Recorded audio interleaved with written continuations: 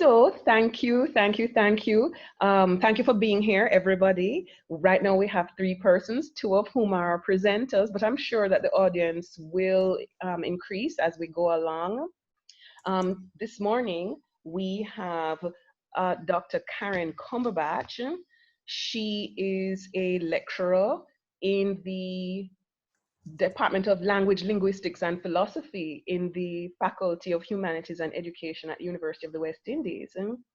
She is a trainer extraordinaire in that in 2014, she won the UWI Guardian Life Premium Teaching Award for Excellence in University Teaching. I was reading her profile and she has a lot of really innovative and fun ways to impart knowledge. And obviously I'm thinking of coming over there to take a course, right? And since 2014, Dr. Cumberbatch has also been the coordinator of the Deaf Clinic at the University of the West Indies. Hers was the first PhD thesis focusing on a Caribbean Sign Language. And as a Trinidadian, she actually wrote about the Jamaican Sign Language. So that's a treat. We also have Mrs. Lisa Soares Lewis. She's the founder and CEO of Great People Solutions. Her career has spanned over 20 years across a range of local and global businesses in banking, telecoms, and FMCG industries. Mrs. Lewis is a visionary and a leader in the field. She's renowned for her deep understanding of talent and for unlocking people's potential to deliver competitively advantaged business results. She is trained in performance diagnostics and breakthrough performance coaching. And Lord, sorry, my phone. Not to worry. Yes, and she is, oh my goodness. Don't worry. All right, and I'll fill in the gaps. All right, yeah, she has a strong and consistent ownership orientation. She undertakes and has held leadership roles in global transformational projects. And what I really like is that she ideates people so that they can do what they do best. So it's all well and good that you perform well, but if you get others to perform well, then we begin to see the synergies. So this morning, we are blessed. We're blessed to have 2 very talented presenters who are going to share well, you can see our audience is growing. We have 2 very talented presenters who are going to share what they know with us so that we can continue what we do as an academic institution, the University of the West Indies. We share ideas, we share knowledge, we inform, we educate, and we get people to start thinking. And that is what we're going to be doing now this morning. So welcome, ladies. I don't know who is going to Thank you, Olivia. All right, Mrs. Lewis. So No, I would say, Dr. Cumberbatch, listen, you're the academic and I'm going to just get in wherever. So please start. Okay, Dr. Cumberbatch, we need you to take off your, we can't hear you. Okay, good morning, everyone. Good afternoon, everyone. Afternoon, yes. Afternoon. I have a PowerPoint. Okay, wonderful. So I'm going to try to share the screen, so let me know if it works. Okay.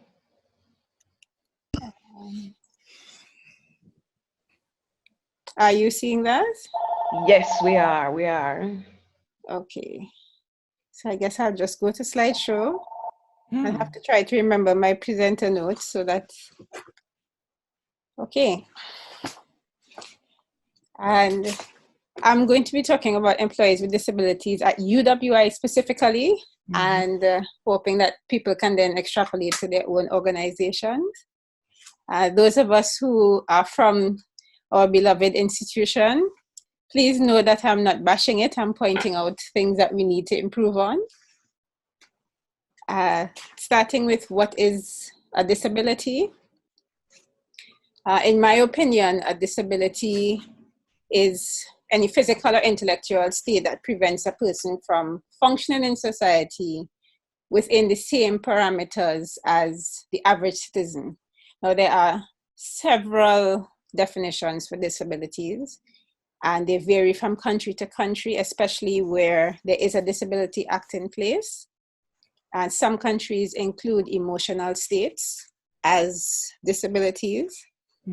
But here within the Caribbean, we tend to focus on physical and intellectual states, which is why that is my focus. For me, a person is disabled when they recognize, okay, what is already in place for people to do well and to contribute to society is actually preventing them from being able to contribute to society. So that is how I frame disabilities.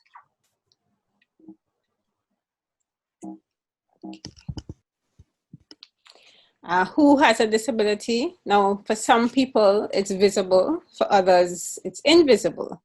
And it is very interesting because most people refuse to accommodate persons if they simply say, I have a disability, unless they have proof of it. And they look at them and they say, oh, this person looks like something is wrong. So yes, I can agree that you have a disability. You're in a wheelchair, or you're on a scooter inside of a building, or you have a walking stick, or I'm seeing these huge hearing aids or cochlear implant on you. So I say, all right, I know that something is wrong. But there are people who have invisible disabilities where you don't know that their brain is wired differently, and they're not necessarily going to be evident unless you interact with them over time, and then you recognize, okay, this person's thought processes aren't following the same track as mine and as the average Joe, so I need to find out what's happening here. And they're also called hidden disabilities. The self-identification is an issue. For example, at UWI, we have the Office of Special Student Services and Development for persons with disabilities, and many students refuse to identify that they have a disability on their admissions form because they think that it will prevent them from being admitted to the university. And then they come in and they just decide they'll struggle and get through the same way they did in high school, etc.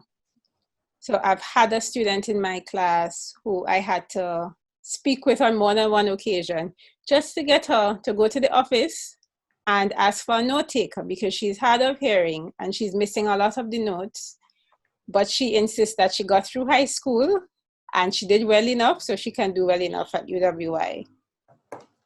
And I had another student last semester who I had not spoken with her before, but I was observing her. And I noticed, for example, the flexion of her wrist joint was at a smaller angle than most people. So I said, okay, she has a little hyperflexion.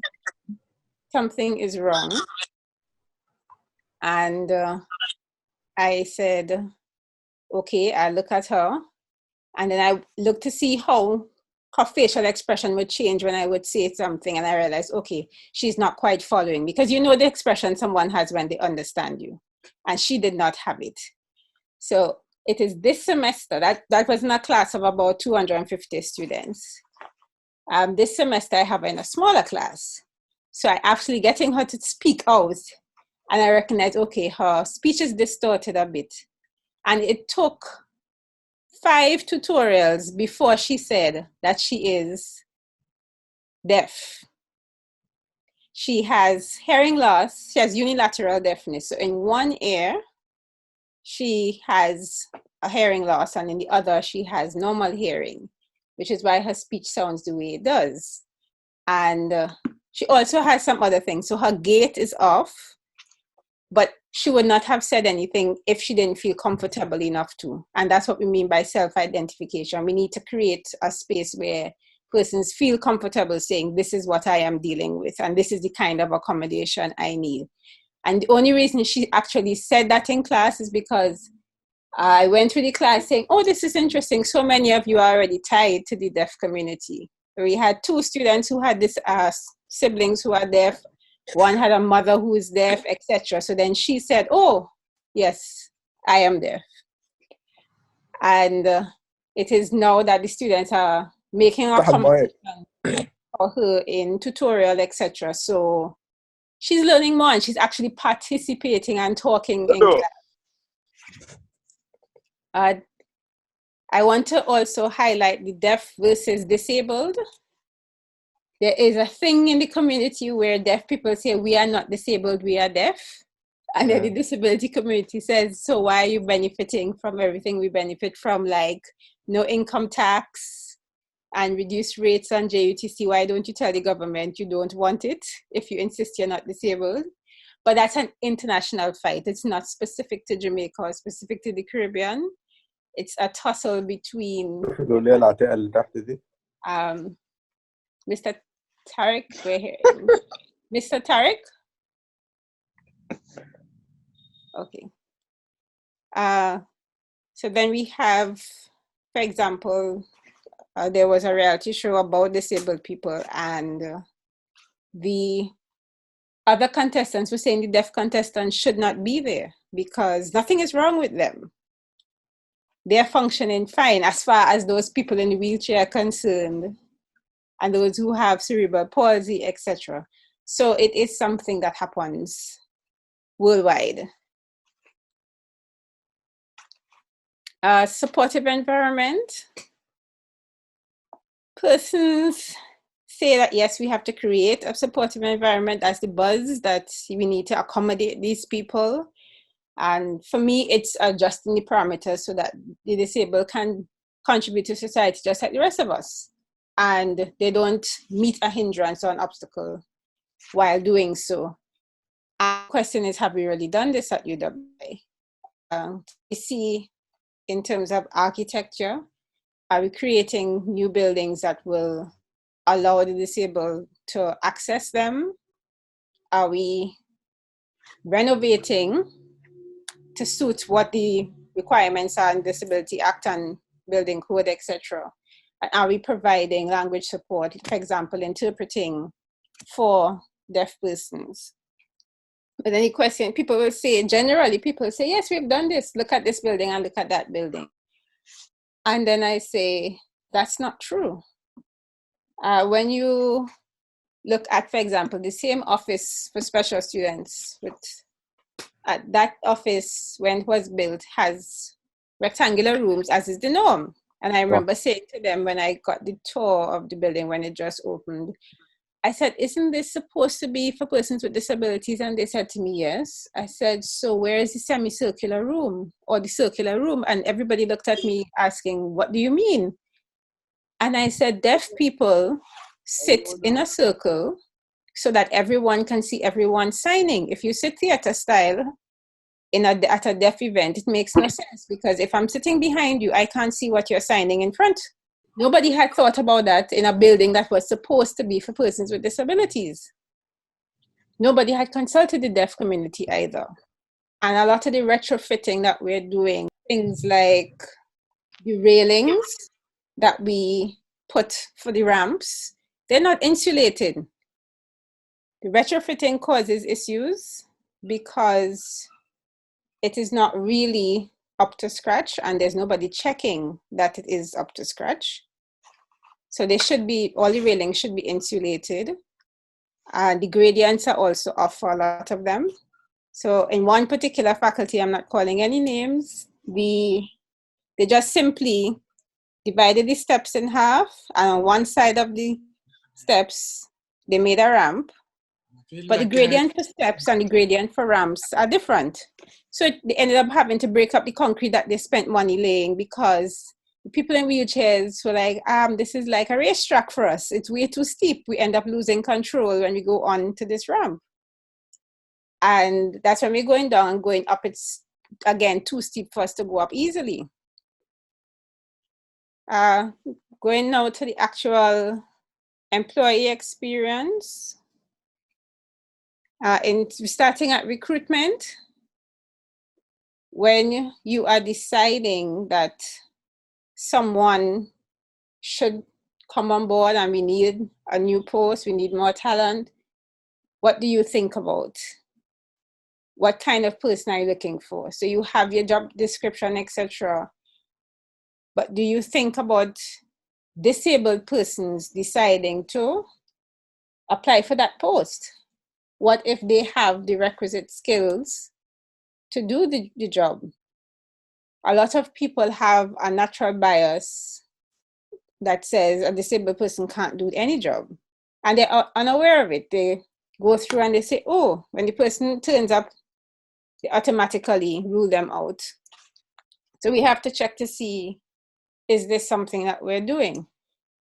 I know at UWI, sometimes you have an issue with the regular employee selection process of testing and interviewing, where a disabled person may be excluded from the testing phase or the interviewing phase. They may be hired because, like in humanities, where we are looking for language instructors, and rather than having the regular interview process managed by HR, who is doing the interview? I am doing the interview. That's a breach. That shouldn't be.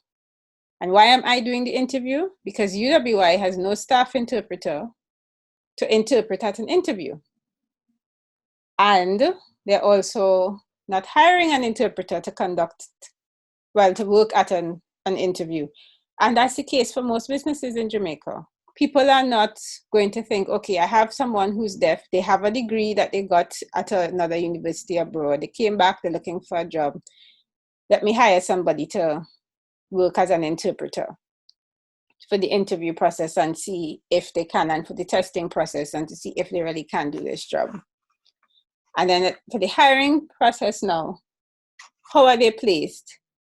I'm glad to say there have been some improvements. When we first hired deaf tutors in our department, they were categorized as clerks, simply because the system, as it was set up, refused to put someone as a tutor who did not have a first degree. And they didn't meet other criteria, but they met criteria for language instructors. So they didn't want to put them as tutors, and they chose to. So they're walking around into the classrooms to teach, and they're standing in front of the classrooms, and they have their badge, their UE badge on, and it says clerk. And I don't think many of us would like to wear a badge that does not reflect our actual position. And they went through that for years. It took about 7 years for that to change. They now have adjunct tutor on their badges, which is what they are. There's no orientation for them.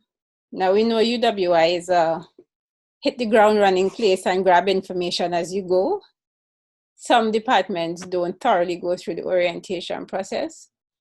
And many of the deaf employees that I supervise, I've had to work with them separately to tell them things like how to claim a payment online, how to get the ID card, what to do with the contract when it's signed. I had to put my foot down at the office and say, stop breaching HR protocols, stop breaching privacy and confidentiality protocols. It is not right for you to email me someone's contract and say to me, please go through this contract with the deaf tutors and have them sign it and give it back to us. You shouldn't be emailing my contract to anybody. So why are you emailing someone else's contract to me for me to go through? That's not my place. And it is a serious violation. But that was run of the mill. And other HR issues would also be channeled through me, because then they say, well, you're the supervisor, so you can pass it on. No, I'm not passing it on. And I just refuse to pass it on. I say, they have UE email addresses. You find a way to communicate with your staff. Stop violating people's rights. Things like with the payroll, the system of they're not being taxed. At first, that was something new as well. So they brought in the letter from the tax office, which verifies that they're not to have income tax deducted from their salaries. And that happened. And again, that section of the bursary was in a little tizzle for a bit because they hadn't had this happen before, and there was no system in place to deal with all the different requirements for paying someone who is disabled and the law's requirements. Training, again, they're often omitted from training. Establishing positive employee relations. This is what we need to do to truly manage our disabled employees correctly. We need to sit down with the staff in this category and find out from them.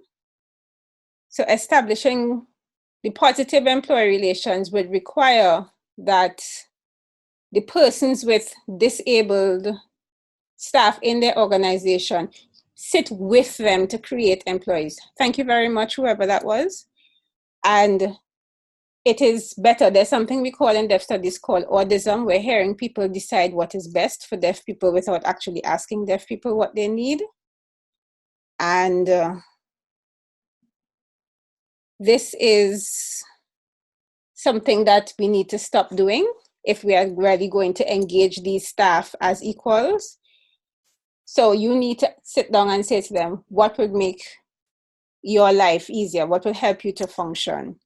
And then have sensitization with all members of staff so they know this is what this person requires. This is fine. It's not an issue for us. We're very happy to provide it, and get feedback from staff on what accommodations they are willing to make. And you also have to hear from other staff how it impacts them positively and negatively. For some people, they are very quick thinkers, and it is difficult for them to slow down to work with an interpreter, for example. So that is something that staff can discuss, and you can have a little workshop on how to work with an interpreter. So persons who are quick thinkers can say, well, may I have a simultaneous interpreter? A simultaneous interpreter will interpret at the same time that you are speaking, as opposed to a consecutive interpreter who will do it at after every point that you make. So those are the kinds of discussions that you can have in the workplace to ensure that we really are tapping into all the talent that's available. Yeah, I see you. Thanks. And this probably takes us right into the conversation about what's happening. You were talking about a very important topic. All of Jamaica has been worried about Jasmine, and I listened keenly. I think, in a sense, we are so aware now. Number one for us, I hate to come into it, Dr. Cumberbatch, but we might as well just... My next comment. Yeah. We worry about the safety of students. I think it was really important for us to see, if we talk about the good side of it, that you actually had a disabled student doing her studies, going through normal life on campus. And I appreciate and really thank you for highlighting some of the pluses as well as the inadequacies at UWI. I myself worked on a technical working group with a group that was put together with your previous principal to talk about diversity and inclusion. And we spoke about the whole range, including persons with disabilities. And there's a lot of work to be done at UWI, but students are coming through, they're getting their degree. And I think from a public point of view, we recognize there's much more to do with reasonable accommodation, privacy, as you pointed out, this bias that comes into recruitment, it's in the workplace. Everything you spoke about is in the workplace. And no, we're really, really, really, really concerned about the safety. We're concerned about the safety for all students anyway, but certainly anybody with a disability who can't necessarily protect themselves in the same way is top for us.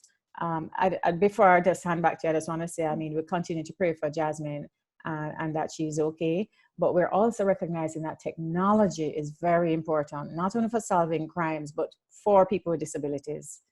So that's also an opportunity. So back to you, now that I think the line is clear. Sorry, guys, I just had to kind of intervene and get it back. Thanks. The issue of technology has helped because, as I said, the new platforms that UWI has employed for staff management, for human resource management, is better. Yes. In that the deaf now rely less on someone to walk them through the system. Mm-hmm. But teaching them the platform is an issue. They're expected to know it just as most staff are just expected to know it. Mm-hmm. So I often have to say to someone in the office, I said, please show them how to use this. I am not doing it because this is you are administrator, you perform your role. And we also have, for example, at other universities, they have little video sections in each web page, each main web page, where they say, this is a translation into sign language of, if you have deaf staff, then you need to have just put a little snippet of video with the information that you send out to all staff to make sure that they understand, because English is a foreign language to them. So assuming that they're going to understand everything you send in a memo, that is critical. For example, we had sports day at UWI this month, and the deaf tutors turned up to work. Why? They didn't get the email to say UW classes are cancelled. That's shameful. There continues to be communication problems. Right. Definitely. And even with the other types of disabilities, for example, things that they put up, railings or little stumps they've put on the ground, thinking that they were helping people or managing pedestrian flow. There are 2 blind people on campus who fell into the ditch because the cane is swept, and because they're 2 feet to the ground, the cane misses it. And then they step and they trip. And these are the kinds of things that we do not think of when we're establishing infrastructure. We don't put ourselves in issues. Our building committees have no representative for persons with disabilities. I don't know any organization that has that. So when we are saying, let's renovate, let's do this, let's do that, there's nobody in the community that says, this would be my experience if you make these changes. And that's the kind of direction we need to go into. Any other comments or questions? All right. I would just encourage you to keep going and get yourself really involved at the leadership level, because I think all roads lead to leadership.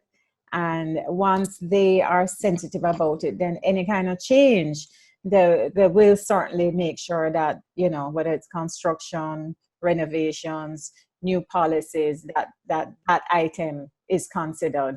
Because it is in your strategy, it is in your core values. And I think when we started doing the work, we basically looked on what you had said as their 3-year plan, from even the AAA and so on. So I definitely think holding leaders accountable as well as much more involved.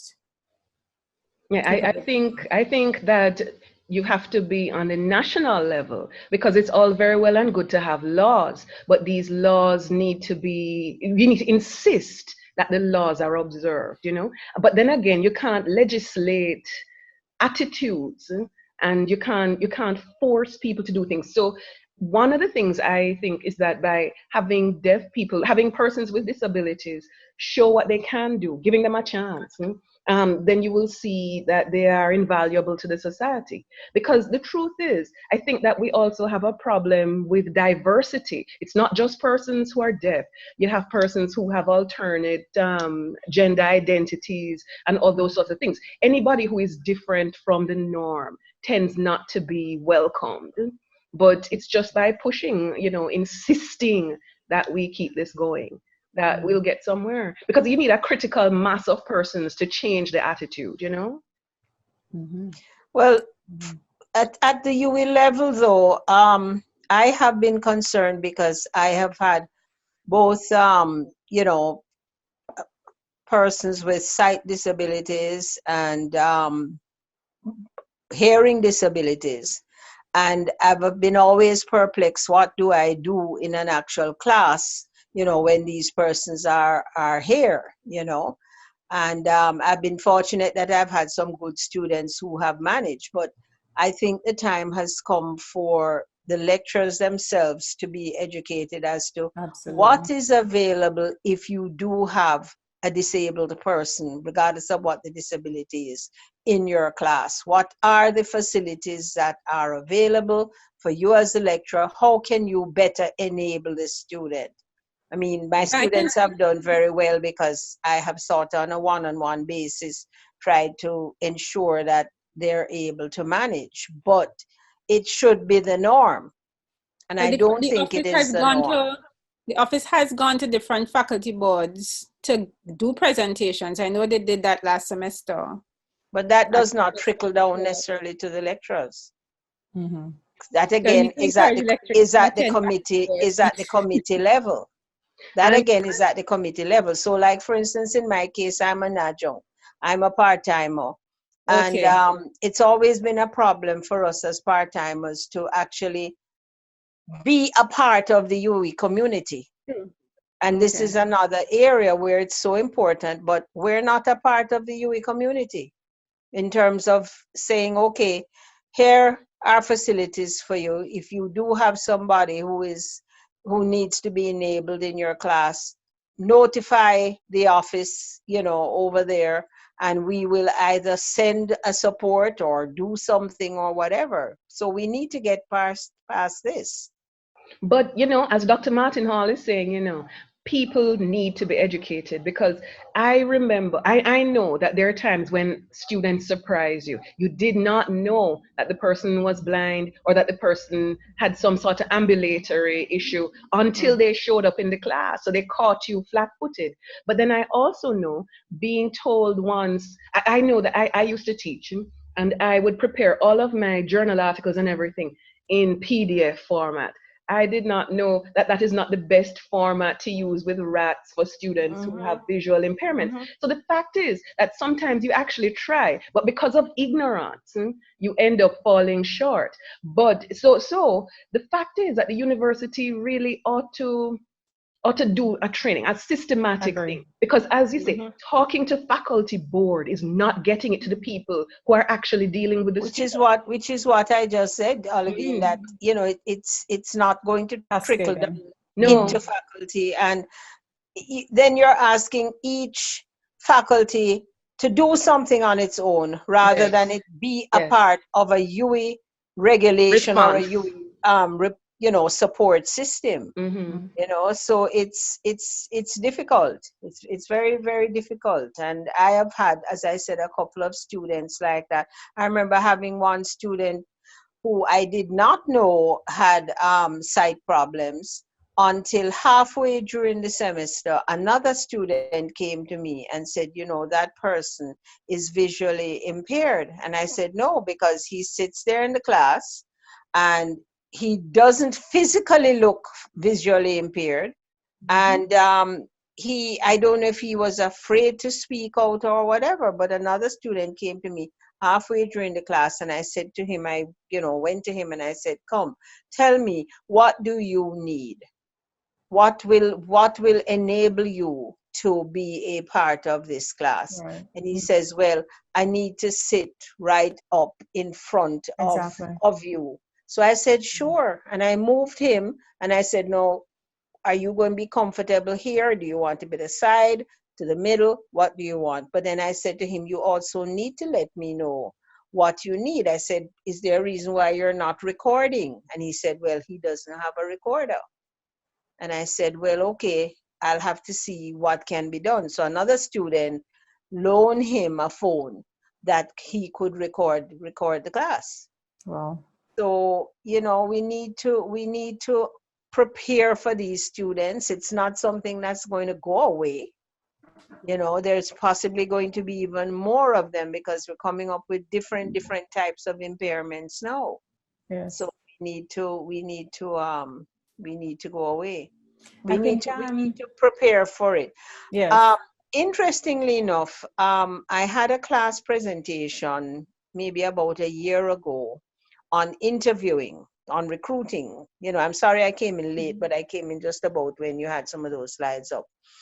And my students actually went over to Mona Rehab and got a volunteer who would come and share with the class what it was like to interview for a job and the difficulties. And I mean, it was quite amazing. The students benefited from it, and those that are HR practitioners benefited from it. So wherever I can, I'm encouraging that sort of participation where, go over and see if you can, get somebody from Mona Rehab or whatever to give us live information. And that worked life very, very well. experiences. Yes, it worked very, very well. I would add that so Dr. Marianne Maxwell has been doing some work, and I think she has engaged all the deans. So I think the point about things not trickling down and cascading is a real issue. I agree that it has to be programmed in a way, just like the workplace. You can't put an employee with disabilities with a manager and treat it as normal. They are special needs, and you have to make the accommodation. I totally agree with Dr. Martin Hall that you have to also bring a real life experience, because the discrimination is real. And when you think about it, it's diversity and inclusion. A simple explanation is diversity is bringing everybody to the dance, but inclusion is being asked to dance if you're different. And as you know, you've seen, they can sit in a class and not say anything, but you have to be able to call them out, and you have to be able to give that special attention, because you have to make the level playing field equal. So they may need to, I don't know if you know the cartoon where people are looking at the fence and there's somebody shorter than everybody else. To make it equitable, you have to give them something to stand on. So we have seen in the workplace where special needs have to be addressed, not only at recruitment. If you're having an issue at work, you have to explain to the supervisor that from the perspective of the employee, how different it is from them because of the disadvantages that they may face. I will call you back. I'm on a conference call video. Dr. Cumberbatch, I'm glad you mentioned non-visual as well, because there is a fair amount of mental illness in the workplace. And when it shows up, you have to pull that manager and supervisor aside and explain they need some time. They're very productive otherwise, but they need some time, so you have to be able to do that. And even during any type of crisis, we're always very aware that if you're cutting back and making people redundant, we want to make sure that that person isn't the first to go. Because the bias is there, right? Yeah. And managers are under pressure. So it is an opportunity unfortunately, it's Jasmine's case. But I think it's a real wake-up call for UA to kind of say, well, how can we look on this, learn from this, and make it different? Because really having a clear position on disabilities, and I would say make it diverse and inclusion, and really making the changes now where they are trickle-down and cascaded policies, signage, buildings, physical accommodation, teaching styles, technology. I would imagine that UWI should not miss this opportunity. They can make a big difference. And remember, UWI is a community that the rest of Jamaica looks on. If you get it right, I think you kind of set the standard.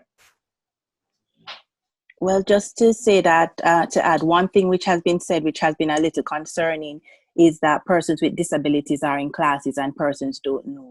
I remember teaching one at Mona School of Business, and what they would have done is prior to the class, give a list of the students and what their backgrounds are. Now, for the day school, that may be a challenge based on the number of students, but seeing that that community is small, shouldn't there possibly could be some kind of icon beside their name so that the faculty can see the student is in the class. So it's not a surprise, and you can incorporate it into the planning. In addition to that, as it pertains to Jasmine Dean and the deaf community, if you notice that during COVID, initially, the first press conference, there was no signage for persons in that community. However, I noticed on Twitter, immediately somebody would have brought up, for instance, that there's an opportunity here, and you notice that Tony has been in those presentations each time. So even that action is a small step to show persons that the deaf community is being counted and is not supposed to be discounted. So we want to look on the grand scheme of things, but sometimes it's the baby steps that will make a difference. And of course, as you mentioned, looking at diversity and inclusion. So it's not just that one specific group, but there are so many other instances of diversity that needs to have a conversation. Even though COVID is bringing out the issue of ageism. So we need to just probably take a step back and not think about diversity in the Jamaican sense. We think about sexuality, but that it expands further beyond that. I just want to respond to your first comment. There is a system in place, but it requires self-identification. And as I said, I don't know if you were there when I was saying that many students refuse to identify themselves as disabled. So once a student does identify themselves, the Office of Special Student Services will send a letter to the lecturers for each course that student is enrolled in, saying, this is a disability, these are the required accommodations, this is what we will provide, etc. But again, it requires I think my question, my question would be from the application stage. Typically, there are things that you would need to identify from the application. If that is there, is it that persons are not telling the truth? Because if it is are on choosing the not identify, they're leaving the boxes unticked. And when they get there and a lecturer then says something, and or lecturer contacts the office and says, I didn't know about this student, why wasn't I notified? And then the office says, we weren't notified. And then you ask the student, did you tell the university? And the student often says, no, I didn't, because I thought I wouldn't get in. Okay. And then they sit in the class and they're embarrassed about it, and they don't want to go to the lecturer and say, I need you to just have high contrast on your presentations online so that I can read them, because they think somebody will look at them and say they have reading problems. And that's not the issue. The issue is their vision.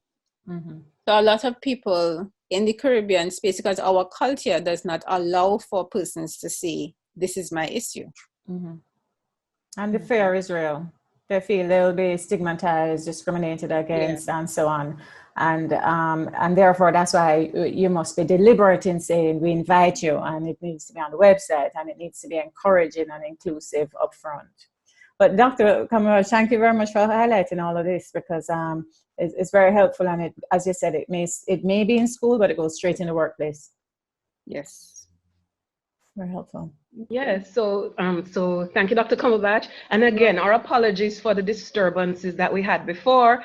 As I said, I just learned to use Zoom on Thursday. So obviously for the future, I've already sent out the Zoom links for the other ones, but I think we're going to need to have to use the password so that not just anybody can get in. So again, my apologies to you all. I'm also shocked. No, Alvin, don't worry. I mean, the fact that you learned so quickly and we were here, you have to just act fast, because this is what technology does too. Yes. There are people, who are intrusive and destructive in their thinking. Yes. So I thought you acted fast, and Dr. Cumberbatch just gracious in dealing with that. And I've been using Zoom for 3 years, and I have never seen that happen. Same here. So I can tell you, I have learned something today.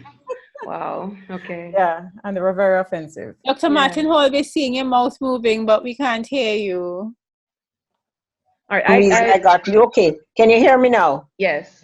Okay. For some reason, I just got muted. You have to remember that with everybody on lockdown now, this is a great time for all the idlers to do all kinds of things, because they're sitting on the computer all day. And we know that young people especially, have just taken technology to another level, so anything is possible. And of course, with all the hate crimes, now you saw some of what was written up there. So, it's a terrible time, because a lot of the young persons now are into the hate crimes. And what you saw, is just telling you what it's like. For instance, for a lot of the people that are living in the US now, especially, this is what they're kind of going through each day. Wow. So, it's another awakening for us. And, I guess we just have to be careful once we're online with our technologies, because it's open hunting these days. And incidentally, that is a topic that we'll be dealing with tomorrow. Dr. Martin Hall will be talking about us, students and learning online. So we'll have that tomorrow morning. So I'll issue the link for that. We'll do the password thing for yours tomorrow morning. All right, so we're going on now to have Mrs. Lisa Soares Lewis. She will speak to us about how we're going to get the best out of our people after this trauma and into the future. Thank you, Alvin. As I mentioned to Alvin, it was kind of impromptu for me. Not that she wasn't doing her planning work, but just to give you a little bit, I run a business called Great People Solutions. I'm a coach. It's a consulting business, HR. So we have active clients. But since the COVID, and I should say, let me just in the spirit of transparency, I'm also on the board of Southeast Regional Health Authority. So I have the health information coming one way. I'm on the board of JAMPRO, Job Preservation and Growing Jamaica coming another way. And of course, managing my clients. And this week we took the decision, myself and my consultants, who include a number of freelancers, that we were really going to offer free mini HR business partnering and coaching sessions to our clients. And the reason we wanted to do this is because they're going through a really rough time now. They're uncertain, the business, they're thinking about layoffs. They don't know the difference between layoffs and redundancies. You know, should I stop my project to hire somebody? A lot of decisions and communication. So we thought, you know what, let's have some mini sessions, and they took it up immediately. And we're going to go on next week.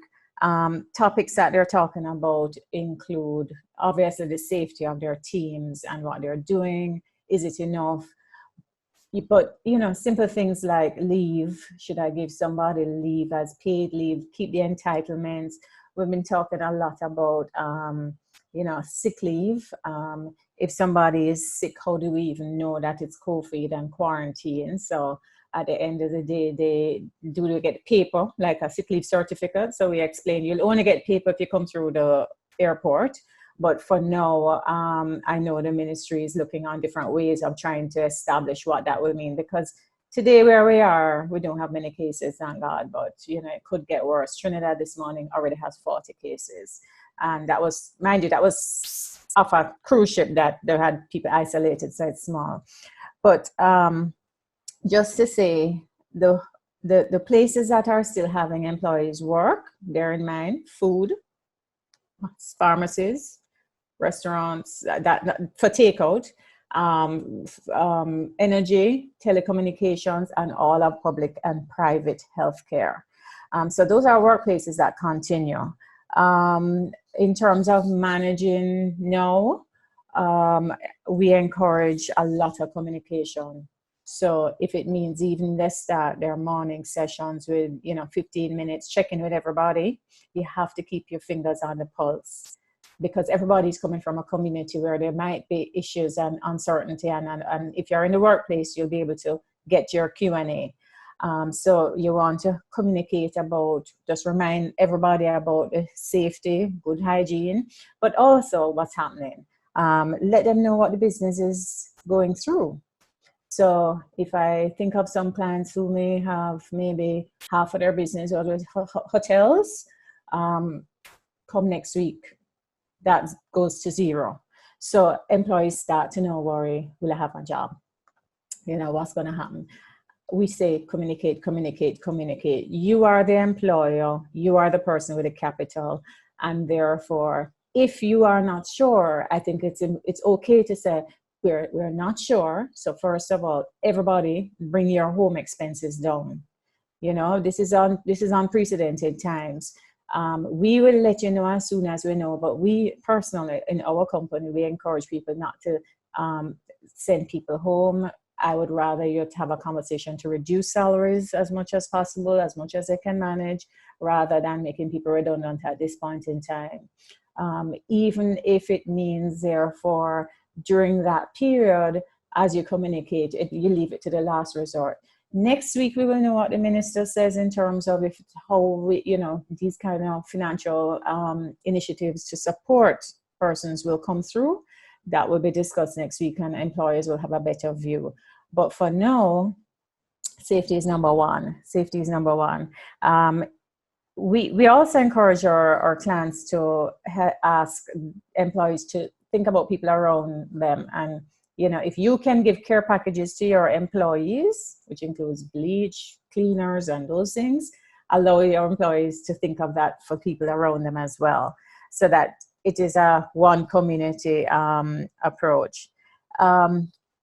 One of the things with performance at this time is to consider goals. So you might have big goals that you were setting. Obviously, you have to revisit them because some dramatic changes in the business context have happened. So you may want to revisit that and divert some of their attention into other areas.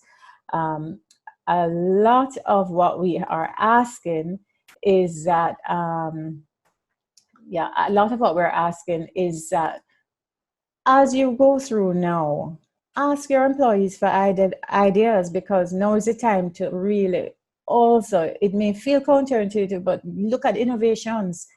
We cannot come out of this cycle the same way we went in.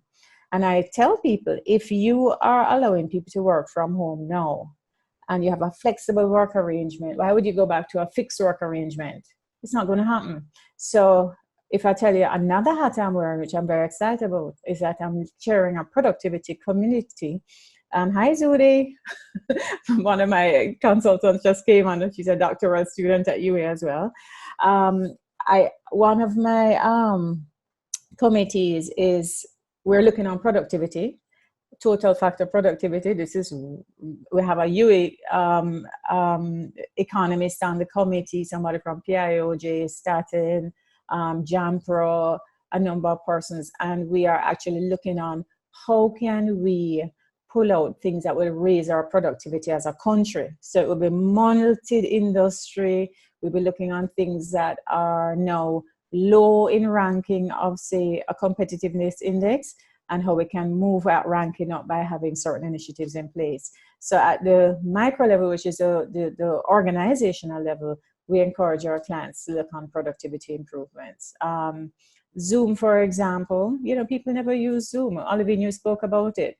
There are a lot of people who haven't used Zoom. It is so easy, and once you start to use it, we encourage people to use it, because guess what? It's also free. So teams that weren't using it before can now use it and continue to work, because remember, work from home means as an employee, you have the same obligations you are working. You're not on vacation, you're not on sick leave, it's work from home. The employer has an obligation to pay you, but you're also working, so you have to remain productive. In fact, our clients, their employees are saying they're working harder than before, because guess what? There's no commuting time. So you go from meeting to meeting to meeting, and before you know it, the most you have done is you grabbed a bite for lunch, went to the bathroom, came back, and you're in another meeting. So productivity has gone up, and that is something that we're more and more aware of.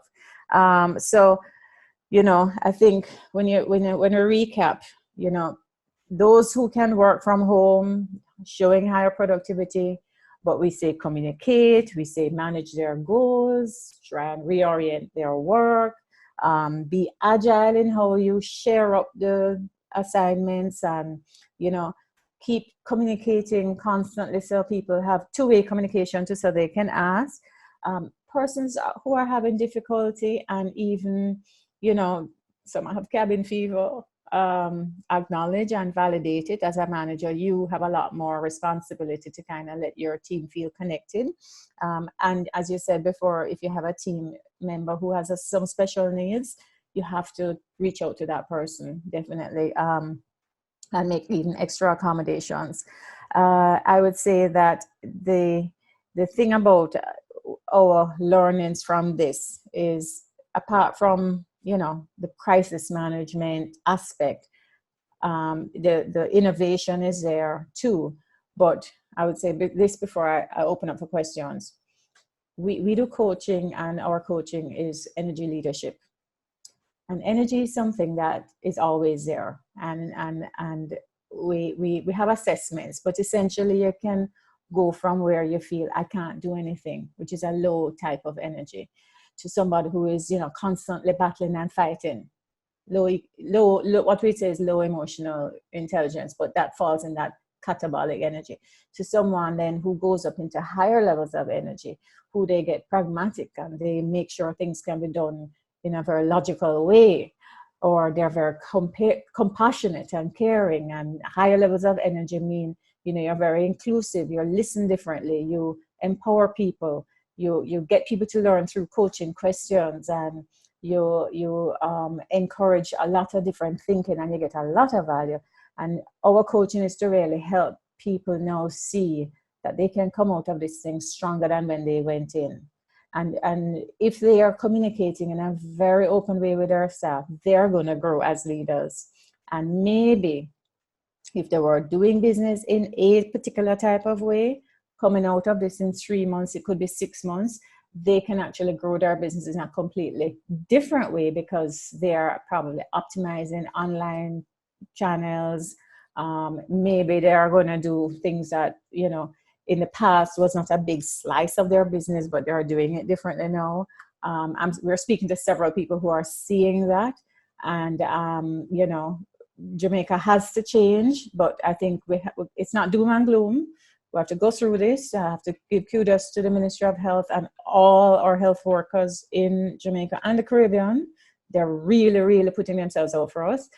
So we who have no time to think, you know, let's think about how we can do things differently in every aspect of our business, academic as well as our commercial business. So I guess that is what I want to say. I know all of you wanted me to speak about recruitment, so I can take a pause now, and if there's more about recruitment, I can add a little bit about that as well. All right, well, one thing I was just thinking is that it will be interesting to know what is going to happen, because people are laying people off or somehow separating them, even if not laying them off permanently, having them take leave, all that sort of thing. And if we're thinking about recruiting for the future, you know, bringing people on for the future, trying to inspire people. You see, the thing is, for me, this is all about business continuity. So what you do now is going to affect your business in the short term, in the long term. It's going to define who you are as an organization, because, you know, people say that you know who somebody is by how they react in a crisis. You're going to know what the organization is by the way the organization has reacted in this crisis. So that is the sort of thing that I'm thinking about. I'm thinking along those lines. Sure. You know, what's going to happen? Well, I think the last thing you said was very true, because one of the things I saw last week online was that, like, for example, some big brands out there like McDonald's, and, you know, we don't have as much of this in Jamaica, but they don't even have sick leave entitlements for their staff. So there was somebody who sent out a whole list of these brands, fast food and other types of organizations, and they said, why eat from these people if they don't even have sick leave and they don't even give basic entitlements? And I don't mean to, I mean, I'm not going to be bashing brands. I'm only telling you what I saw online. So you're right. Companies are going to be judged how they deal with staff now. And, you know, if you have been making money and you have good reserves, then we're not expecting you to say, make your staff redundant. No, there are layoff clauses in the current labor laws, which allow you up to 4 months to say, okay, I don't have the money now, stay home. A company that has been making money needs to be able to say, look, I don't have the full-time job for you because I have to close my doors and I'm going to cut your salary. Can we talk about that? Come to some agreement, even reduce the salary, but don't let them off, because you have to see this thing at the end of the road where you're going to need that person. I mean, I know a company, they have a specialty offering in their service. They can't let those persons go off and not be able to have that person come back on day one. So I think we have to use the layoff rules, try not to go to zero salary, ensure that you communicate with employees. I mean, there are a lot of SMEs, small, medium enterprises, because I know we spoke to the president the other day, and he says there are several companies out there that were nearly in the red, if not in the red. Okay, they can't. Now they're going to have to rely on the government. So we're all waiting to see what will happen in terms of how you can get some financial help during the period coming up.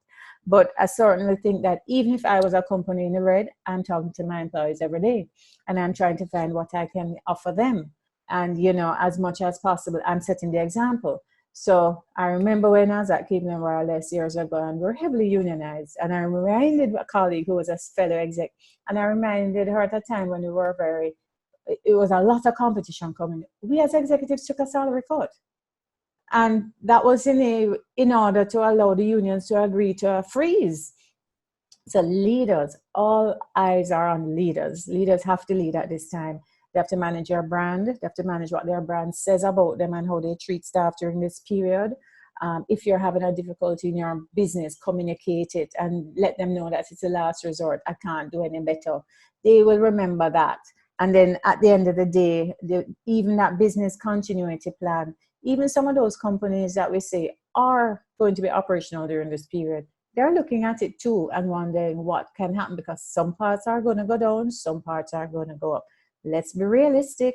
Remember, we have our number one and number two foreign exchange earner will be affected. Remittances, tourism.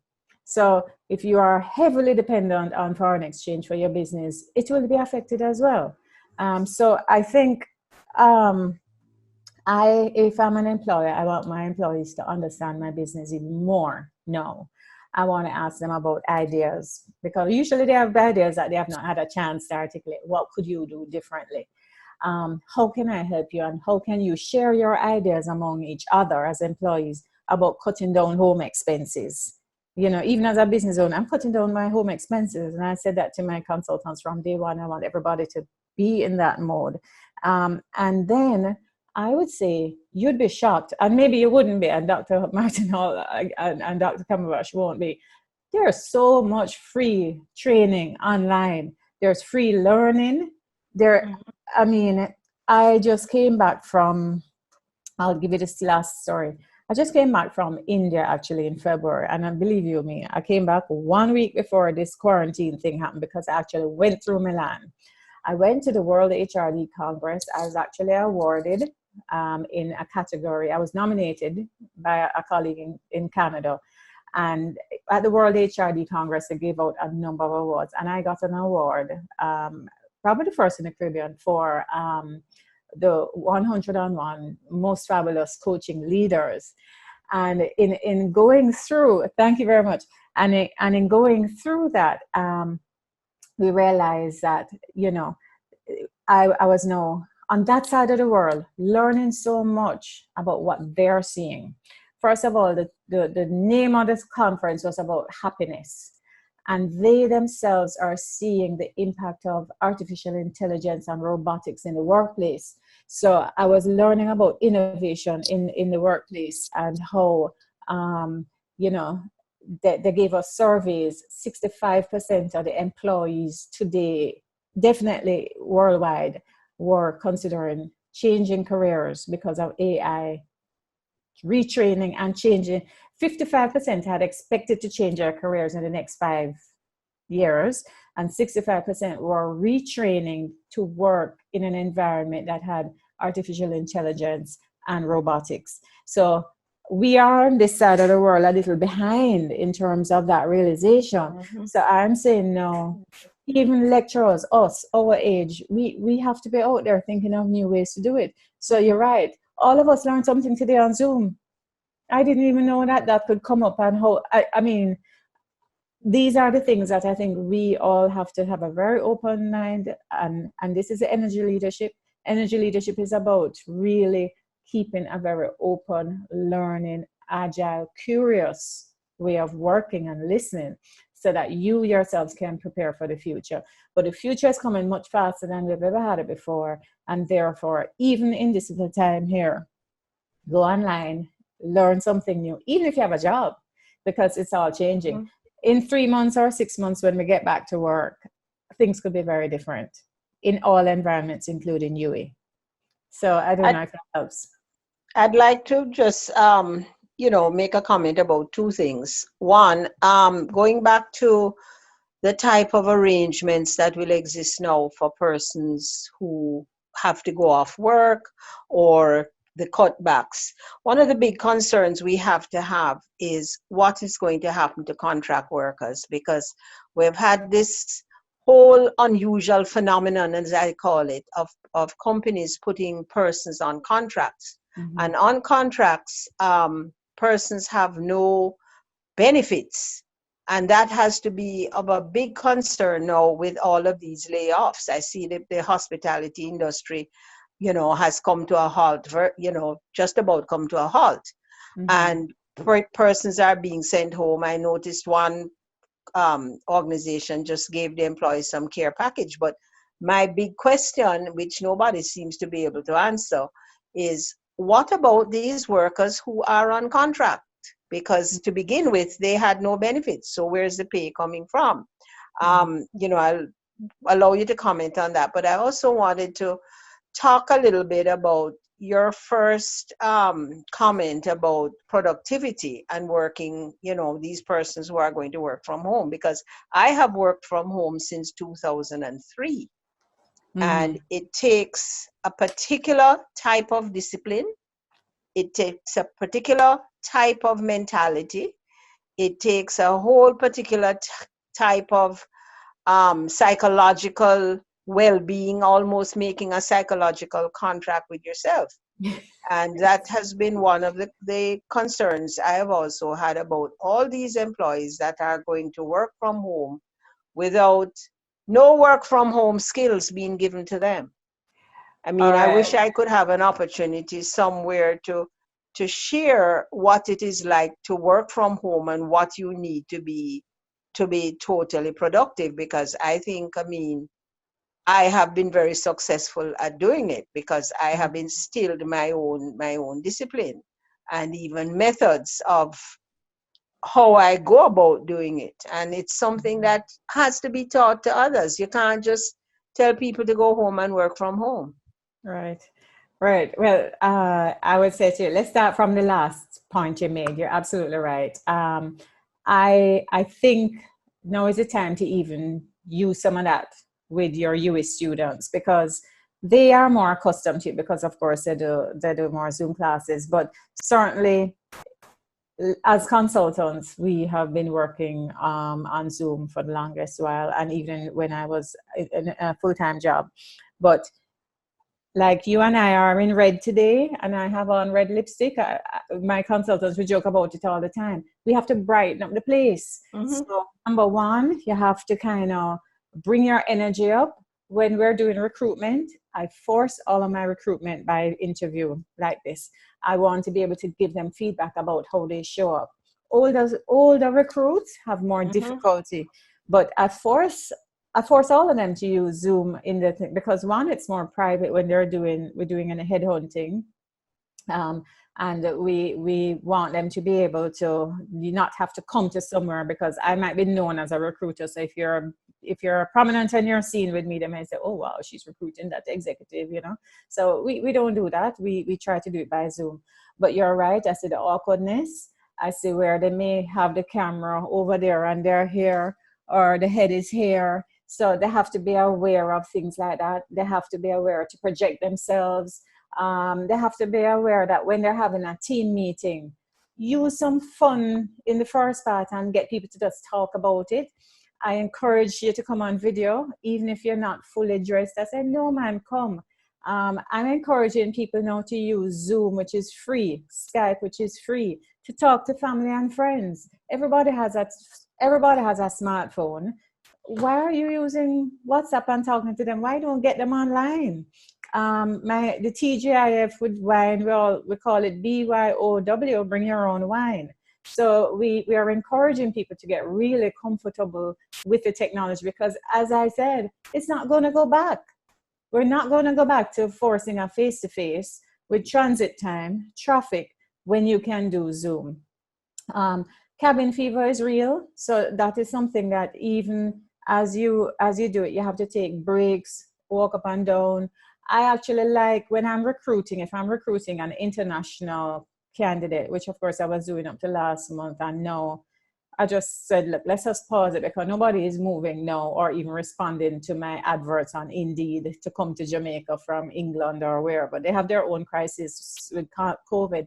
I walk outside with my laptop and I show them what beautiful blue skies we have, birds singing. So to some extent, you have to kind of make this online platform very accessible, friendly, real life. My dog barks at my home office, those kind of things. So at the end of the day, it's real, and I really put that out. Zudi, I don't know if you want to come off mute and just add anything there, and then I'll speak about contractors. But I see you saying, great point, these skills that will need to be imparted to the workforce, the challenges they're facing for a start, and then sharing and coping best practices. I agree with you. Would you like to add anything, Zudi, or anybody else, on work from home? Okay, so I think this is also one of the challenges. Hello, everybody. First of all, I'm catching the tail end of this, but I think it's a great session. And we're being agile and even coming onto this platform and using this mechanism to keep the conversation going. I am actually out now in public, so I'm participating while being mobile, but certainly having to work from home is a challenge for me. Cabin fever, as Lisa said, is very real.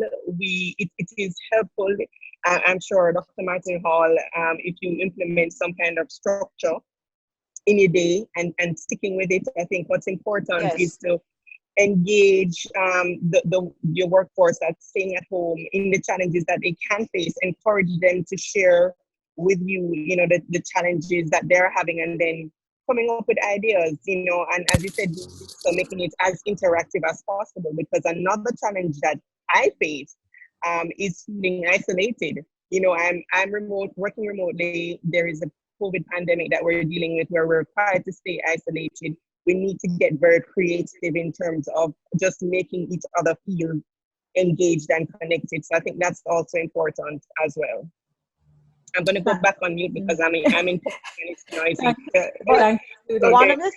One of the things that concerns me about the working from home is that it takes a lot of discipline, apart from, just getting dressed up each day and seeming that you are, going out to work, which helps. But to have a structure, and I think that is where a lot of persons are going to have difficulty, because you have to have structure. You have to say to yourself, I am going to work as if I'm at work, so therefore I'm prepared to start working at 8:30. A lot of people tend to say, okay, it's a great time to sleep a little later, and I'm going to start working later, and they lose the structure. Now, what I don't know is if companies are using some of the tools that are available when you have remote workers, because there are particular tools that as an organization you should use when you have remote workers, so that there is structure. It's not that you want to keep an eye on them and you want to peer into their home environment or whatever. But if you work, for instance, in the BPO sector and you are a remote worker, there are certain things you have to do. I mean, there are certain logs that you have to keep, and you have to put in those amount of working hours. So sending everybody home, in one bang to work at home without implementing some of these tools, that is one of the concerns I have in terms of what will be the repercussions for not just the employers, but for employees themselves who may be told, for instance, you didn't do enough work, or you haven't done the work, or whatever, because I don't think the structures are there. Yeah. So what I would say, let's bear in mind also numbers. I mean, it is estimated that only 30% of the workers in even a developed country can actually work from home. Remember, the others are in retail, they're in restaurants, they're in factories. There is no work from home kind of content for work. So it is really the service persons who actually can. If it's 30% for them, it's really only about 10% for us. And this is my gut feeling, right? And therefore, the ones who can work, who, they get the emails and they have their files accessible online, they can do electronic signatures, etc. Those are a small portion of workers. And in a sense, they might be able to be monitored closely because they have deadlines and so on. Call centers tend to have a lot more online workflow processes and monitoring and KPIs. So you will always know when they fall down.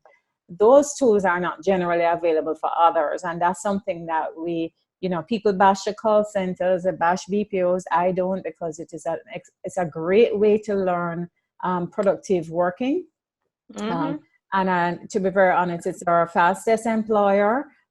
Other companies don't train micro-training. So when you get an employee who has been in a BPO, you get a better quality employee. And therefore, it is important to preserve that organization, because they're working already to international standards. Our standards generally tend to be lower, slower, more delayed. So you're right in terms of we don't have the controls in place. What I'd say is that if I have a worker that I say, okay, work from home, it's not work from home if they don't have the tools and documents and so on. Exactly. I would have a morning meeting with them, an afternoon meeting, we check in, the communication. I would definitely probably set them some things online that they can learn online during that work period and see how they can continue to remain productive, particularly if I'm paying the salary. Because, as I said, it's really only a small portion that can generally work from home and continue their content during this period. So great ideas, and I think if anything, you know, we could. I wouldn't mind posting some more, and I encourage everybody to post that on LinkedIn.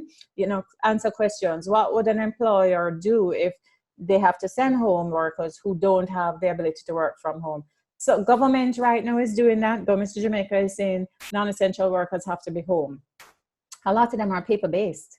They're an accountant. So they can't work from home if they don't have the content, they don't have the files. And of course, some of the offices are now shut down. So I would say, you know, it's a great way, and thanks for just pointing that out, because I might just try and post some things on LinkedIn. I ask a comment. And I'll come back to the contractor question when you're through, Dr. Cumberbatch. Okay. Just to add to the discussion now, I am also concerned that, as Dr. Martin Hall points out, not everybody is cut out for it. We can look around our offices now and say, these people have difficulties being disciplined at a desk with everybody seeing them being disciplined. So to send them home is not an option. We have to figure out a tool by which we can measure and say, this is an employee that we can earmark for work from home, and this is an employee that we cannot. And then after you have worked out some kind of psychosocial measurement tool, then you say, okay, this one can work from home, and you train the person. And there are many MOOCs available now. There are many blogs. New York Times has articles, but a lot of articles are online about work from home. And I don't see employers sending it out to the employees saying, read this to give you tips. Because as I said, we don't have the systems in place. The information is out there, but are employers channeling the information to the employees? Not at all. And that's not happening. So if moving forward, we need to figure out who is going to work from home in terms of, can the personality do it? Apart from if they have the resources and the tools. And also, what am I as an employer doing to equip the person to do it from home? Because some people have young children at home, so that's zeroed out immediately. They can't get any work done. I think we're recognizing we are in that transition period. We have to really start with the leaders. And you're right. I think this thing has happened so fast. If you have never done it before, you don't have a little rhythm, and you know what Zudy said, what Dr. Martin Hall said. You're not accustomed to it. So I think it's timely, and all of us on this call are now leaving with more information. We can really try and get it out. But it's as you say, a lot of stuff is out there, but it's walking through, because leaders tend to be older, tend to be a little hesitant to adapt to technology, and you have to also get over that hurdle. So to some extent, there's a lot of work to be done. But I wanted to go back to the question on contractors. No doubt it is a concern, but here's what's happening. We debate this a lot in different fora that I'm in. It is a way of employment going forward. All of our new foreign direct investors, local direct investors, people who are employing, tend to opt for fixed term contracts. Part of it, some people say, is that they can't go through all of what our labor market requires in terms of our labor laws. So to some extent, it's a reaction to not wanting to have to deal with managing performance or in an environment where you have a permanent employee. For whatever reason, it is here, and I would say to everybody, it's likely to get more, it's likely to stay. The government has to consider how our labor force, that is about 1.2 million, of which, you know, maybe 300,000 are in the tourism industry. I'm only guessing numbers based on what I saw, unlike some pension things. Just over 100,000 are have, like, you know, even formal pension plans. So, you know, you're thinking about the vast majority of workers in Jamaica are contract for sure and underemployed. They might not even have a full 5-day job, a 5-day-a-week job. So those are persons now who are not having a social safety cushion, and therefore the government would have to provide that. And we're also encouraging employers, and the Ministry of Labor said this too, you know, don't make sure you go beyond what is the law. You don't have to stick to what the labor law says in terms of holidays with pay act. Also, don't treat people differently at this point in time, because you have a permanent employee and a contractor doing similar jobs. You know, giving the permanent one these extra benefits and then sending the contractor home without any is not necessarily a good thing either. Coming back to what Olivine said, your brand is going to come under a lot of scrutiny after this, how you treated people. Not only what you said, but how you treated people. So contractors definitely have less cushion. Unlikely that we're going to have any difference in the trend of employment. It will continue to grow. And at the end of the day, you're going to have a situation where we're going to have to, see how people can manage and save more. Contractors tend not to also take on benefits that they can take on, which is like an individual retirement scheme. We have not pushed those things enough. We are going to see where, it's technology is here. We can't put that back in the box. Not only contractors, I've seen in my recruitment where you had a lot more senior jobs, executive jobs in the international companies. A lot of those jobs are no longer there. So the world of work is changing. That has to sink in. And what you can guarantee for yourself is employability and being able to continue to learn new skills. Learn new skills and save more. As I warn everybody, I think we're going to come out of this with differences. And apart from using more technology and online work and so on, expect more, because that is what I saw at the conference I just came back from. And therefore, AI is not going to go away. People are even saying, some people may opt to put on a headset and have a vacation and go on a cruise ship. And is that not possible? I'm not quite sure, how many persons are going to jump on a cruise ship. So everything is changing. We're not going to be able to really stop contract workers in terms of the format, but certainly that conversation is happening. And to the extent that we have more equity between workers, I think that is certainly something that is going to happen. I don't know if I answered your question, but certainly I'll take any more questions in that regard. And I'm also watching time based on Olivine's plan. I have a question. I'm not sure if Jamaica has protections for contract workers. Like, for example, there's one multinational company I know of in Trinidad. Their employees were thinking of legal action because they were told that you either take no pay leave or you take vacation leave. We are closing the offices. So my concern is, what protection do we have for workers, for contract workers in situations like that? Because if the government has made a mandate, and if you have closed my office, why are you telling me that I must take no pay leave? What happens is that, well, taking no pay leave means at least you have a job to come back to. And in Trinidad, I think they actually have something called a pandemic leave. So they have put a leave category in that hopefully applies to all employees. Yes, but the multinational companies are not honoring that. And that's I think if that is a mandate and a law that they put down for all workers, it doesn't matter where that company is from. You have to abide by local law. So that might be something that we could look into. I'd be happy, and I'd be very interested if that's a case that you want to send me by email.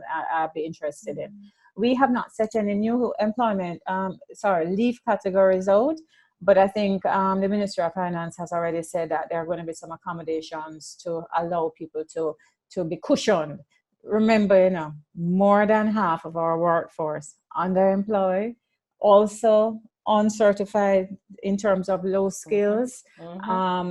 There's no cushion. Even think about it, there are lots of manicurists and hairstyle and barbers out there. These are people who are out there who, even if they want to work, they can't work now. So there has to be some cushion. I tell people, if you even do takeout, tip, because restaurant workers rely on tips, sometimes even more so than the salary. And times are changing, but we have to be compassionate in this time. And brands, I think, that was a great point to make.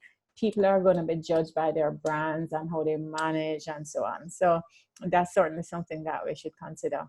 I take away a lot from this phone call, by the way. And Olivine, I know I said, Olivine, I'm not ready. I didn't even remember about this thing. But I've taken away quite a bit from our start to now. And I hope to take some of this into next week going forward. There are some chat questions that came up. I don't know if there are questions or what. No, I was just pointing out that there is a category of workers called the precariat person, and I mean that is so self-explanatory. They're in precarious positions. They have these serial, low-paid, dead-end, unskilled kinds of jobs, and the statistics suggest that those persons are growing. The percentage of them in the workforce is actually growing, and it's a global phenomenon. Clement Branch was planning to speak about that. I'm still hoping to convince him to come on. He had sort of changed his mind because he was watching what was happening now to add some more thought to what the concept said. So we'll see something about that coming out shortly. We from our productivity, just going back to that committee you're working on, we're looking on KPIs like the percentage of digitally capable work, percentage of the population that's digitally capable, percentage of content for critical thinking skills, you know, because those are the things that are needed in the future. And if we don't measure, what doesn't get measured doesn't get done. So we're measuring those KPIs now, and then we'll assign to stakeholders to see that they can push those numbers up. Because what we cannot do is put technology back in the box. It's there. And we are unable to really change things. Having said so, people say COVID has told the world to slow down. You know, we've got to coexist with nature. I saw a great video today where, you know, dolphins are coming back into the waterways in, you know, in Italy. Yes. And it is a saying, slow yourself down. The air above China is clearing. It's blue. My cousin in Delhi sent a picture of leaves that were clean and blue skies. If you've been to places like Delhi and Mumbai, you realize it's not the Caribbean. Let me just leave it at that. Blue skies are not normally everyday thing like what we see and take for granted here. So things are changing. That may be more difficult, and I believe that we have to come to terms with what employment the precariat is going to do. What skills can we teach? And I would say that we should never make an assumption that they can't learn something. No. In fact, I should just put a little plug for the MSc HRD program. Our most recent course that we put in is Small Business Development and Growth. We're thinking that our students should be able to create their own work rather than wait for somebody to offer them a job. So it's just one of our innovative. We always have to keep ahead of the rest of the HR programs around. And that's what we've done lately. And as much as the internet is like, you know, saying it's such a threat and so on, it has actually leveled the playing field and allow a small business or an individual to actually be big. Well, one of the things I was also thinking is that with this, where our organizations, when you say need increased creativity, they need increased agility as well, because this is showing that a lot of people were caught flat-footed. So in the future, you can't allow that. Nobody's going to be forgiving of you if this happens to you again. So this is your one chance. Take advantage of it, you know? Absolutely. I'll have you have the last word. So I don't know if there's anything else anybody wants to cover. Marsha has been here since this morning, and Tremaine. I haven't heard Alicia. Well, Alicia said something, but Marsha and Tremaine, come. So just good afternoon. Just a quick question as it relates to the recruitment space. We do have those persons that I would say are currently in limbo. That is the persons who have been recruited, given a contract, looking to leave their current employer, going to an employer who is now thinking about cutting back. What are your thoughts on those persons? Great question. That's like, you know, when you have a hurricane or any crisis, and if you get caught in between, you could really drop between the cracks. So if this person has a contract, but they have not yet resigned, they probably have the best of both worlds. They still have two choices. I would have a very candid conversation with some very direct questions to the new employer. What's your plan? How is your revenue changing? What do you see yourself? I think I kind of need to re-interview this employer before resigning of my old one. But also you have to do the same thing on the other side, because now you're in a position to understand it's a risk management issue for you. I remember I got caught when we had Gilbert, September the 12th, 1988. I resigned from one job and I had taken a job at KPMG, and I was in between the two jobs when the hurricane came. And I remember thinking, oh my God, I'm jobless.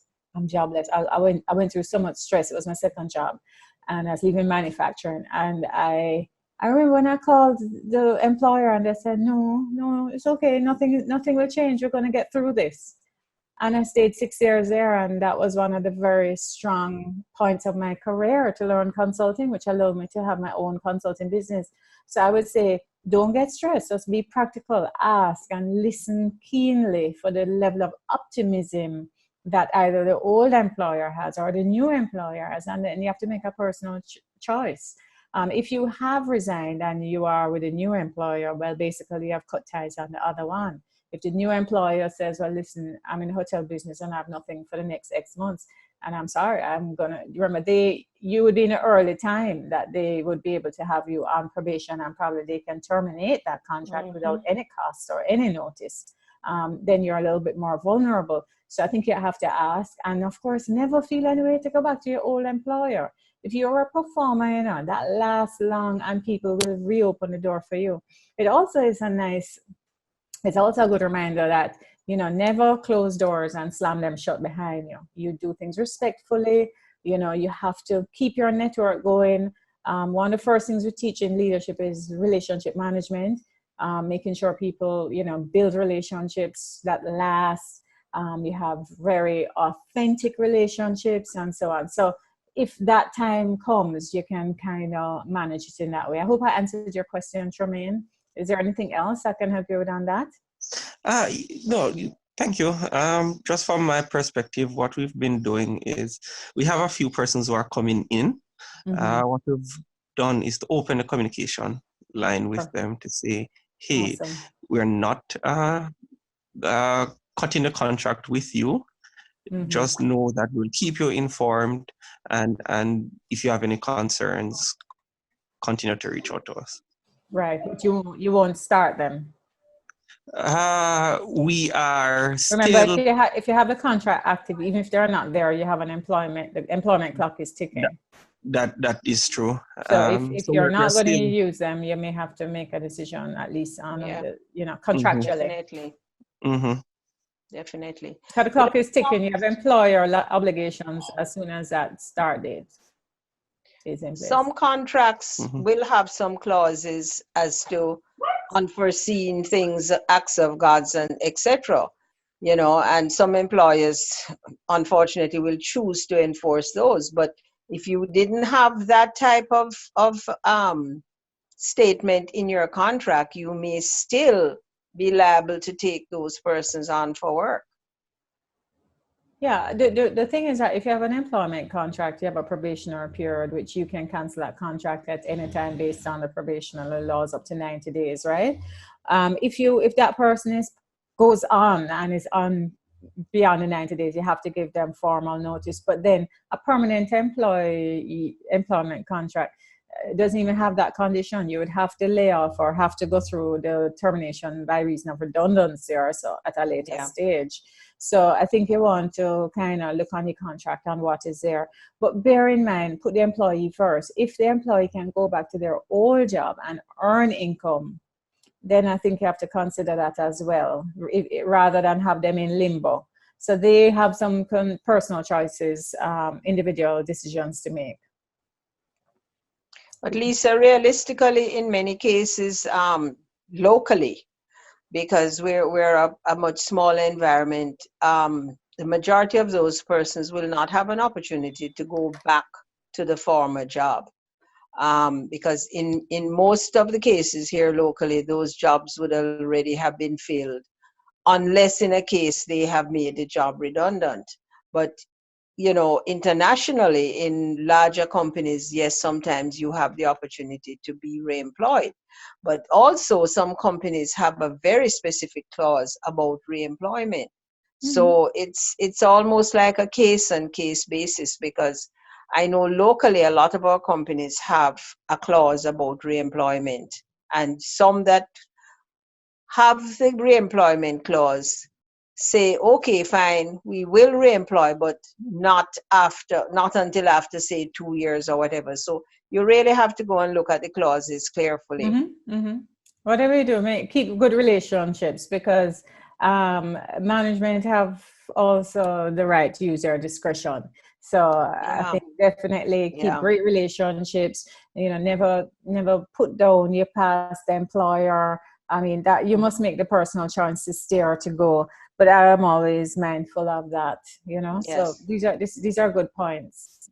Any other questions that may come up on the team, or Olivine, or anybody else? Not a question. Well, the question. I'm currently doing some research on talent management, and of course, COVID has come up. How important do you think this issue of talent management is in this new space? Well, what aspects of talent management? From strategy, capability, gap analysis, training, what aspect in particular you're thinking of? In terms of strategy and linking talent management now to engagement with persons being at home. Okay, great. So the reality is it's a lot of what we spoke about in terms of understanding who your talent is, maybe putting them in certain groups who can work from home with little supervision because their work allows the content flows and so on, who can work from home but need more supervision and more guidance because they're either not accustomed to it, or the workflow is changing. It puts a lot on the manager. And I think, the HR professional has to be the HR business partner to the manager, the line manager, helping them to see what can work, what can't work. So if you only have 3 hours of work content, how do you keep them, that flowing? What will they do in the afternoon? In the afternoon, go online and set some online assignments that might be training, or so. As I say, a lot of it is free. Some of it is paid for. As a company, I would certainly be looking, even if I have to pay for it, and say, look, no, go ahead and retrain and, learn new things. In terms of engagement, again, go online and say, just search, how do I keep a team engaged with online work? And, there are games to play. Maybe you can have a fun time, and, we have a 3:00 time where we all come on and we share jokes and so on. The more you treat online as what you would do face-to-face, is the more natural it feels, the more spontaneous it feels, and the more fun it feels. It's just that you have to do things like bring your own snacks, bring your own drinks. So what are you having over there? Oh, you cook that ackee and saltfish. What you have over there? Some dumplings. You made them. Make that conversation very natural, and so on. And bear in mind, as I said, the engagement levels. What is good is that we have a very high penetration of cell phones in Jamaica. And I'm glad that, in a sense, we can all be mobile. But again, I'm not going to take it for granted that people know how to do it. So we all have to kind of break it down about do's and don'ts. I mean, I've seen on WhatsApp groups where people keep putting out a warning. Can you please hold off on that kind of content? Do not put it on a WhatsApp group, because it's distracting people. I found it myself in some of the groups I'm in. So you want to put some rules of engagement in as well, so that you can keep people within a bit of a band, but allowing them also a bit of spontaneous. So maybe at a certain time, you say, okay, within this period, which is really your normal coffee break or lunch break, you can have more fun. But don't be afraid to set down certain rules of engagement on your online workflow. And again, as a talent manager, you're constantly looking on talent and how talent is growing for the business. If the business is going to go into a new type of business, or, we were on cruise ships before, we're going to do this come September to mitigate. Now is the time to know, so what capabilities do we need? Speaking to the owner of the business, how do we train them, whatever? Go and research what has happened, so those people can start to prepare for June when a hotel opens, or September, etc. I find talent is going to always be a strategic business partner for the business owner or the manager. Great question. Thank you. Anything else? Marsha, anything? Alicia? Good day, everyone. And if you hear anything, hi, Marsha. Welcome. Hi. For me, this is a great learning experience for someone who is transitioning into HRD. You know, so I'm really learning quite a lot because I'm at a career change point. So I really learned a lot with the disability, how it what's happening with the disabled persons. You know, this morning's presentation was also enlightening what's going on with separate and the employment practices. You know, and even a while ago, you know, I'm really learning. So I'm really enjoying the whole, you know, camaraderie and what's going on. So Awesome. good information. Thanks, Olivine, for bringing us together. Yes, I really like it, and I think we should do more like this. The online is really comforting to be at home and doing this. Next time you have to I'll tell you this. I'll tell you this. I've decided this is the dean's office. I borrowed their account. I've decided we're buying one for HRD. You know, so yes, we're going to be doing this. yes, and do more. And as I said, people can share. You know, these questions are great. Next week, I'm going back into offering these free services. And as I said, for a company that I have to do time and cost. So every hour we spend, we should be charging, you know. I can't look at that now. People need help. It's a crisis. People have never worked through a crisis before. So, you know, when we share so generously on this call, you know, it's about paying it forward as well. So that's good. What I would encourage everybody to do though is keep your energy up online and use video. You know, it's natural. I mean, you see Grace and I are doing it. All of us that are here who, you know, took the liberty to come online and be on video. Olivine will tell you, if she saw a picture of me when she called me and said, okay, you're on at 12:30, to the one you see now, it was a scramble. But at the end of the day, you know, and see my dog is now here in the room. It's just natural, and we just have to kind of use it, get used to it, okay, this is her now. She is really outside Ella. You use it, and at the same time, just, you know, get comfortable with it. And as I said, you'd be shocked, or maybe you wouldn't be. There's so much content online that will help us. It has such great opportunities. Hopefully when I, you know, talk a little bit tomorrow about it, because part of my specialization, which I've just kind of put in a bag for some reason and put away, is the whole matter of online education, distance education, and the use of technology. So I hope to be able to share a bit more tomorrow about that.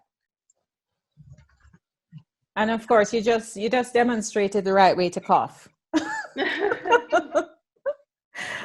So, all right, we said one last question in the chat. All right, well, I don't know if there's nothing else. I have an elderly mom now, and she has already given me her shopping list. So say hi to her for me, please. I will. Oh, good. How you know her? Very, very, very well. Queen School retired teacher. That's no, I'm a Portlander, so I know her very well. Oh, there you go. Genealogy. Okay. So give her my regards. Hope she's keeping well. She's a great teacher. Can you imagine last week when everybody was getting messages that school is shut down? She had parents of 15 students that came to her house without any notice. Can you do homeschooling? Yes. Teach them to read, this, that. So retired teachers are in great demand. The only issue is that they're at high risk for COVID. So she has to kind of, and of course, she's really, really very smart and bright. Does 3 crossword puzzles a day, but refuses to use a computer. So I myself, that is my biggest struggle. Well, she taught my grandchildren too. So I know her very well. She's going to just love it when I call her after this. So thank you so much. Tell her, give her my best regards. Wonderful person. Awesome. This has been a very good session. I mean, you know, sorry I wasn't on some of the earlier ones. I too have an aging mom that we just brought home from hospital. Okay, so I hope she's better soon. You know, in the midst of all of this happening, you know, I had a 99-year-old mom that collapsed. So we're trying to work through some of this. Mm-hmm. Definitely.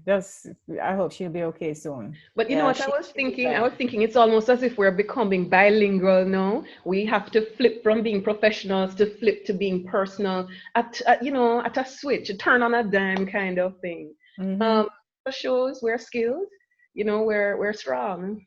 We'll do it. I think we'll get through. The truth is, I think we're going to be stronger. If you look at, the forest burning down, new plants, new life comes out of the ashes, and that will happen. There will always be a remnant, and we will be part of it.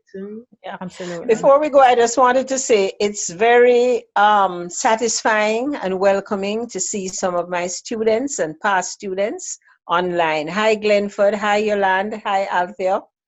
Marsha is a current student. Marsha is in your class now. Marsha, hi.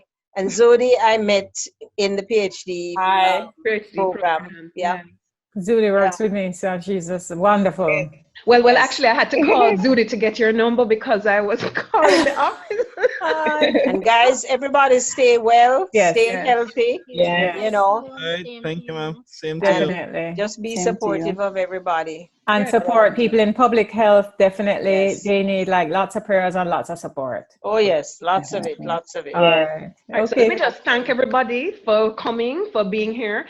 Ask you to join us. I'm going to have us join at 9:30 tomorrow morning, Doc. I know I told you 10, but 9. No, the thing is, well, what I'll do, I'll ask Orville Shields if he can talk. He will take on the tough topic of rankism or bullying in the workplace. And then you'll come on at 10. But I'm going to do that because we have something shortly after that. We have some. So tomorrow we'll have another one of these. It will be our third in this series. And we'll be, Dr. Martin Hall will be speaking about developing a workforce through online education. We'll be looking at rankism, bullying in the workplace. And that will be at 9:30. And then at 12, we will have cognitive appraisal of organizational change with Keren McDonald and the role of corporate HR in emerging organizations, in emerging international organizations with Henry Reed. Then at 3 o'clock, we have innovation with Delroy Chevers. We have can we afford not to fund HR education with Dr. Lloyd Parks, and the new GOJ policy on disability in the Jamaican workforce with Senator Floyd Morris. So it's going to be an exciting time for us tomorrow. I invite everybody to come back and, of course, to spread the word. I've sent out the links for the sessions, but I will send out the one for 9 o'clock tomorrow, for 9:30 tomorrow morning, because I hadn't done that yet. Dr. Martin Hall, as she told us, was juggling with her mother's health issues. Yes. She couldn't confirm until this morning, but she's been very gracious to sit up late last night and come up early this morning to try to do something for us for tomorrow. So I thank everybody. You guys are showing me that my faith in the courage of the people in the HRD fraternity is well. Oh, man. We're strong. We're going nowhere. A great energy and share. And thanks for putting it together. Thank you. Definitely appreciate it. All right. Oh, take care. All the best. All right. And thanks, Dr. Cumberbatch. She's new to our family. Welcome. Yes, everybody. It's just wonderful. It's been a wonderful day. Awesome. All right. Bye. Thank you so much. Bye. Bye. Bye.